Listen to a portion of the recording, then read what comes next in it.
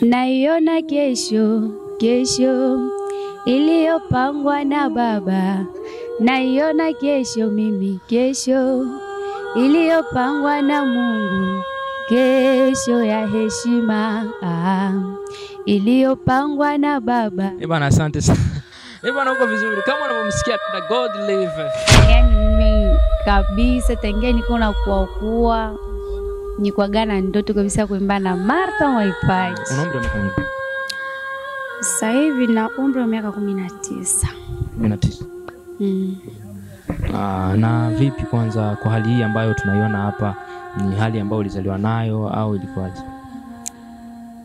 Kiukweli ni ile ambayo nilizaliwa nayo, sikupata ajali wala nini, nilizaliwa hivi. Wachumba ndio wanakuja kabisa. Wanakuja. Utayari wapo?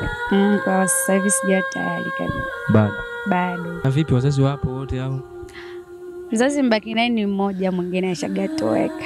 Ni ugumu gani ambao ulikuwa unakutana nao kwako wewe kwa malezi ya mama au niseme tu kwa malezi ya mama peke yake? Magumu yapo kabisa. Afadhali wao wazazi wawili, maana huyu atajitupa huku, huyu naye anajitupa huku.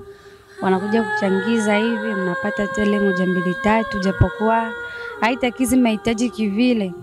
Lakini kwa ile ambao atakao kupatia wewe mtoto wao unaridhika.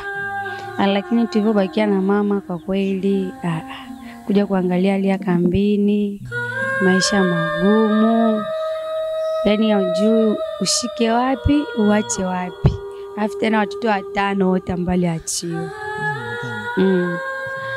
Nashukuru Mungu japokuwa kuna wengine kwa gani bagua, lakini wengine walikuwa wanajiweka pamoja na mimi. Yaani kiufupi nikikosa mtu wa kunisukuma kwenye baisikeli nilivyo kwa ganayo, mtu mmoja anajitolea sio wanaume tu nikupeleke sele wasiwasi garso ndo anipeleka. Ujumbe ambao nitakayotoa ambao wanatutazama kusikia leo ni kwamba tu waendelee kutazama, waendelee comment na kushare. Wala wasiache, wenye huruma waendelee kabisa.